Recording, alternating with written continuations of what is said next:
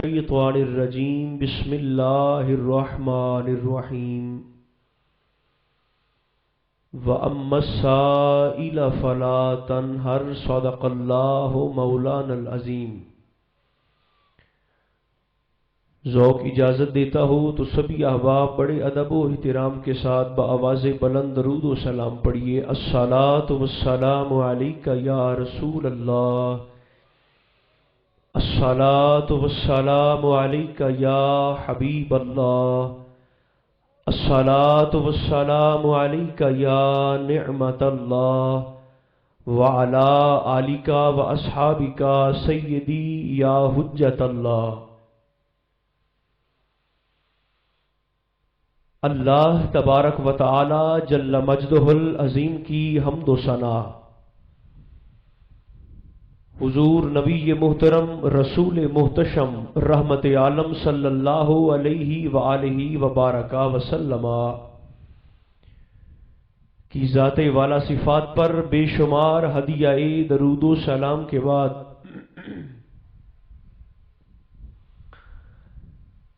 زیب مسند صدارت میر مجلس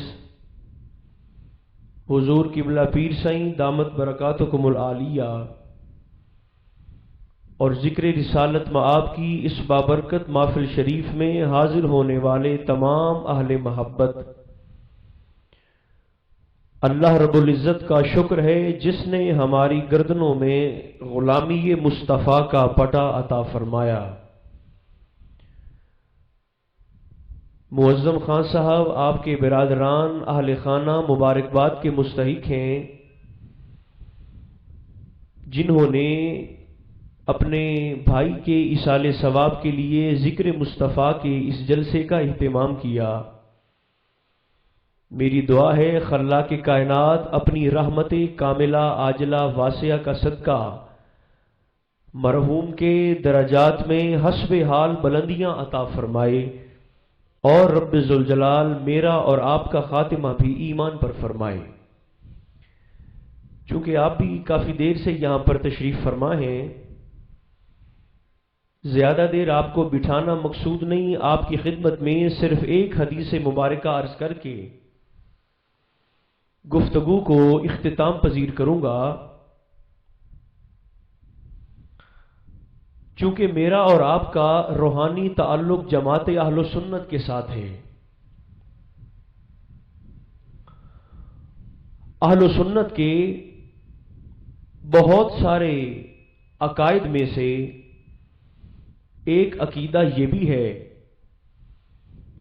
کہ اللہ نے اپنے حبیب کو یہ کمال عطا فرمایا ہے، رب ذوالجلال نے سرکار دو عالم علیہ السلام کو یہ فضیلت، یہ منصب، یہ اختیار عطا فرمایا ہے کہ قیامت کی صبح تک حضور کی بارگاہ میں دست سوال دراز کرنا یہ امتی کا کام ہے، اور اس کی جھولی کو مالا مال کرنا سرکار دو عالم علیہ السلام کی ڈیوٹی ہے۔ اسی مناسبت سے آپ کی خدمت میں حدیث مبارکہ عرض کر کے گفتگو کو اختتام پذیر کروں گا۔ دیکھیے، کچھ لوگوں کا یہ عقیدہ ہے، مجھے اور آپ سے وہ لوگ اس بات کا اظہار کرتے ہیں کہ دیکھو کون سی چیز ہے جو تمہیں اللہ کی بارگاہ سے نہیں ملتی اور تم نبی سے مانگتے ہو۔ لوگ سوال پوچھتے ہیں کہ کیا کوئی ایسی شے ہے جو تمہیں بارگاہ خداوندی سے نہیں ملتی اور تم مصطفیٰ سے مانگتے ہو؟ سب کچھ تو اللہ دینے والا ہے۔ لوگ کہتے ہیں ساری کائنات کی نعمتیں تو ساری کائنات کا رب تقسیم فرماتا ہے، کون سی چیز ہے ایسی جو تمہیں خدا کی بارگاہ سے نہیں ملتی اور تم مصطفیٰ سے مانگتے ہو؟ یہ لوگ اعتراض کرتے ہیں۔ دیکھیے، ایسا ہی کوئی شخص کسی عاشق رسول کے ہتھے چڑھ گیا اور وہ کہتا ہے دیکھو جی سب کچھ تو اللہ دیتا ہے، اور آپ عقیدہ رکھتے ہیں کہ نبی کریم علیہ السلام کی بارگاہ سے بھی ملتا ہے، اس عاشق رسول نے کہا اچھا بھائی ذرا مجھے یہ بتاؤ اللہ کیڑی کیڑی شے دیندا ہے؟ رب کیا کیا دیتا ہے؟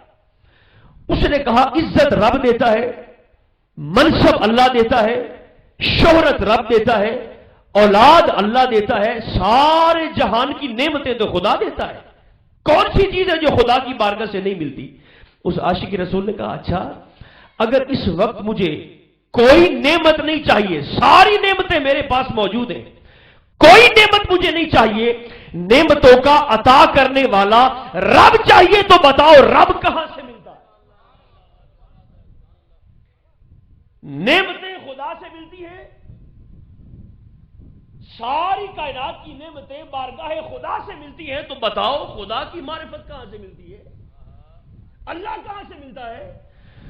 اس نے کہا جی یہ تو مجھے بھی پتہ نہیں رب کہاں سے ملتا ہے۔ اس عاشق رسول نے کہا نہیں پتا تو میں بتاتا ہوں، اگر نعمتیں چاہیے تو خدا سے مانگ لو، اگر خدا کی معرفت چاہیے تو رب ملتا ہے دہلیز محمدی سے۔ اللہ کی معرفت سرکار دو عالم علیہ السلام کی بارگاہ سے ملتی ہے۔ اور دیکھو جو بات میں نے عرض کی ہے پہلے اردو زبان میں، ہن میں پنجابی چ عرض کرنا تاکہ جہے دوست یہ عقیدہ رکھ دین وہ بولتے محفل نو گواہ کرن۔ ساڈا عقیدہ الحمدللہ ہے نا کہ رب دی عطا کردہ طاقت نال حضور غلاماں دی جھولیاں نو اج بھی مالا مال فرمیندے۔ جو دوست پیچھے بیٹھے ہیں پیچھے وہ بھی زور سے کہیں نا سبحان اللہ، تاکہ یہ محفل ہمارے عقیدے پر گواہ ہو جائے۔ حدیث پاک سن لیں اور فیصلہ آپ کے پیار کے سپرد ہے۔ مدینہ منورہ سے کچھ فاصلے پر یہودیوں کا ایک علاقہ ہے، یہودیوں کی بستی ہے، مدینہ شہر سے کچھ فاصلے پر۔ اس علاقے کا سردار وہ بھی یہودی، ہیبر یہودیوں کا عالم، اللہ نے اس یہودی سردار کو بڑے عرصے کے بعد ایک بیٹا اولاد نرینہ عطا فرمائی۔ یہودی جو مسلمانوں کا مذہبی پیشوا ہو اسے کہتے ہیں عالم، بولیے کیا کہتے ہیں؟ عیسائیوں کے مذہبی پیشوا کو کہتے ہیں راہب، اور یہودیوں کے مذہبی پیشوا کو عربی زبان میں کہتے ہیں ہبر۔ وہ یہودی سردار بھی تھا اور یہودیوں کا عالم ہبر بھی تھا۔ اللہ نے اسے اولاد نرینہ ایک بیٹا عطا فرمایا۔ میں تھوڑی خدمت عرض کرتا پیا کہ سرکار دو عالم علیہ السلام پردہ فرماون دے بعد بھی غلاماں واسطے مشکل پیش آئے، وصال کرنے کے بعد بھی بیٹا عطا ہوا۔ خدا کی قدرت ہے اس یہودی کا بیٹا کچھ عرصے کے بعد بیمار عدیل ہو گیا۔ انہوں نے بڑے بڑے علاج کروائے، بڑے بڑے حکماء کو دکھایا، اطباء حاذقہ سے علاج کروایا، لیکن وہ جیسے کہتے ہیں مرض بڑھتا گیا، جوں جوں دوا کی جیسے جیسے علاج کرتے ہیں تکلیف بڑھتی جاتی ہے، مرض بڑھتا جاتا ہے، شفا نہیں ہوئی۔ تھک ہار کے مایوس ہو کر وہ یہودی گھر بیٹھ گیا کہ اب کیا کروں، شفا تو ہوتی نہیں۔ اس یہودی کے گھر کے ساتھ دوستو ایک مسلمان خاندان بھی آباد تھا۔ اس خاندان میں ایک مسلمان بی بی رہتی ہے، خاتون۔ اس بی بی کو پتہ چلا کہ نال گواڈیاں دا بچہ بیمار ہے، اگرچہ یہودین، لیکن وہ مسلمان خاتون پڑوس کا حق ادا کرنے کے لیے اس بچے کو پوچھنے یہودی سردار کے گھر چلی، مسلمان خاتون، اور جا کر اس بچے کی والدہ یہودن سے پوچھتی ہے کہ بہن میں نے سنا ہے تیرا بیٹا بڑے عرصے سے بیمار ہے، اس کا علاج نہیں کروایا؟ وہ کہتی ہے بی بی ہم نے تو بڑے بڑے علاج کروائے لیکن یہ ہے کہ ٹھیک ہی نہیں ہوتا، اب ہم مایوس ہو کے گھر بیٹھ گئے، کیا کریں؟ وہ مسلمان خاتون کہتی ہے بہن تو پریشان نہ ہو، فکر نہ کر، ایسا کرتے ہیں دارالشفا کا ٹھکانہ تجھے میں بتا دیتی ہوں۔ یہ بول سکتے ہو وہ آگ سکتے ہو سبحان اللہ۔ دارالشفا کا ہسپتال کا پتہ میں بتا دیتی ہوں۔ وہ کہتی ہے وہاں جانا تیری ذمہ داری ہے، شفا کی میری گارنٹی ہے، شفا کی ضامنہ میں۔ وہ یہودن کہتی ہے بی بی مجھے تو بچے کی زندگی چاہیے، شفا چاہیے، بتاؤ کہاں جاؤں؟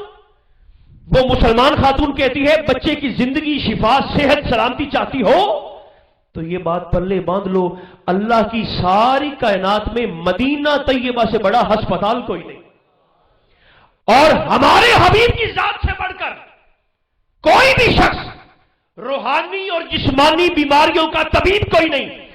بچے کی شفا چاہتی ہو تو انہوں لے جا ساڑھے محمد دے ڈیرے تے جا کر چہرہ مصطفیٰ کی زیارت بھی کرو, بچے کی شفا کے لیے دعا بھی کرواؤ, دیکھنا اللہ شفا عطا فرما دے گا. اب وہ یہودن کہتی ہے مسلمان خاتون کو کہ بی بی گل لے وے اسا انہاں دا کلمہ تو نہیں پڑھیا, او تواڈے پیر ہوئے, ہم یہودی ہیں آپ مسلمان ہیں. لیکن وہ کہتی ہے کہ چونکہ میرے بچے کی صحت کا معاملہ ہے, وہ کہتی ہے مدینہ جاؤں گی ضرور. یہودن کہتی ہے مدینہ جاؤں گی ضرور. آدھی رات کا وقت ہوا, شوہر واپس آیا یہودی. بیوی نے اپنے شوہر سے مشورہ کیا کہ اپنی گورنمنٹ بیان دی آئی کہ اگر بچے دی شفا زندگی چاہیے تو مدینہ ساڑھے آقا دی بارگاہ چ لے جاؤ, تے اگر اجازت ہوئے تو میں بچے نو مسلمانہ دے رسول دی بارگاہ چ لے جاؤں. اب دوستو وہ یہودی تھا, سرکار کے بغض سے بھرا ہوا تھا. اس نے کہا یہ بات تیری عقل میں آ کیسے گئی کہ تو میرے بچے کو لے کر مدینہ منورہ جائے اور علاقے کے لوگ مجھے تانے اور مینے دے کہ ان کا کلمہ تو پڑھا نہیں ہے, اب تکلیف آئی ہے تو اس کی بارگاہ میں بھاگتے ہو. انہوں نے کہا نہیں, اگر بچے کے مقدر میں شفا لکھی ہے تو یہی مل جائے گی, مدینہ جانے کی حاجت نہیں. لڑ جگڑ کے چلا گیا. آدھی رات کا وقت ہوا, بچے کی تکلیف میں اضافہ ہوا. دوستو ماں تھی نا, اولاد کی تکلیف کو برداشت نہ کر سکی. آدھی رات کے وقت بغیر بتائے بغیر پوچھے چپکے سے سامان کی گٹھڑی باندھی اور سب کچھ چھوڑ چھاڑ کر وہ یہودن خاتون چل پڑی ہے مدینہ منورہ کی جانب. بچے کو پیار کرتی ہے, چومتی ہے, دیکھتی ہے. سن دے پہ ہونا سارے, کچھ فاصلہ طے کیا نا, اس نے اپنی پشت پر چادر کی چولی باندھ لی جیسے بیویاں باندھتی ہیں. بیمار بچے کو چولی میں ڈالا اور وہ خاتون یہودن خود چل پڑی مدینہ منورہ. اب یہ حدیث پاک کے الفاظ تو نہیں ہیں, راستے میں اس خاتون سے بھی کسی نے پوچھ لیا ہوگا کہ مائی صاحبہ کہاں کی تیاری ہے, تو ایمان سے بتائیے اس نے کہا نہیں ہوگا آیا ہے بلاوا مجھے دربار نبی سے اور پیغام سبا لائی ہے گلزار نبی سے. سفر بھی کرتی ہے, خود کو تسلیہ بھی دیتی ہے, نہ گھبرا ہے مریض محبت کہ نزدیک کوئے طبیب آ گیا. بیمار بچہ چولی میں سفر کرتی رہی. اب پتہ نہیں کتنی دیر سفر کرتی رہی. دوستو جب وہ خاتون پہنچی ہے نا مدینہ منورہ شہر کی سرحد پہ, حدود حرم میں پہنچی, اس کی ملاقات ایک صحابی رسول کے ساتھ ہوئی. میں تو انہوں عرض پہ کرنا کہ حضور پردہ فرماون دے بعد بھی مشکل کشا ہے. صحابی رسول سے ملاقات ہوئی. صحابی نے خاتون کے چہرے مہرے کو دیکھا اور پوچھا بی بی تیرے چہرے پہ گرد ہے, تیرے لباس پہ گرد ہے, تھکاوٹ کے آثار بتاتے ہیں, دور سے آئی ہو بی بی, کہاں سے آئی ہو اور مدینہ میں کس سے ملنا ہے؟ وہ یہودن کہتی ہے بھائی میں نے سنا ہے کہ مدینہ منورہ میں مسلمانوں کے رسول کا ڈیرا ہے. یہ بیمار بچہ میرے ساتھ میری جولی میں ہے. وہ کہتی ہے خواہش ہے کہ رسول اللہ کی بارگاہ میں حاضری بھی ہو جائے, سرکار کی زیارت بھی ہو جائے, بچے کی شفا کے لیے دعا بھی کروا لوں. حضور سے ملنا ہے علیہ السلام, آپ کے آقا و مولا سے ملنا ہے. دوستو صحابی رسول کی چشمان مقدس سے آنسو آ گئے, رو پڑے. اب سر اٹھانا. صحابی کہتے ہیں بی بی تیرا مقدر, تیری قسمت, تو سب کچھ چھوڑ چھاڑ کے قربان کر کے ہمارے مصطفیٰ سے ملاقات کرنے کے لیے آئی ہے. بی بی ہمارے رسول کو تو پردہ کیے ہوئے آج تیسرا روز ہے. 3 دن پہلے حضور تو علیہ السلام بظاہر ہم سے جدا ہو گئے, سرکار تو وصال فرما گئے, حضور کا تو پردہ ہو گیا. اب صحابی تو پہلے روتے تھے, یہودن خاتون صحابی رسول کی بات سن کر زاروں کا تار روتی ہے. روتے روتے جھولی سے بیمار بچہ نکال کر دیکھا تو کیا دیکھتی ہے, اس کا دوستو بیمار بچہ پیچھے کہیں سفر میں ہی مر چکا.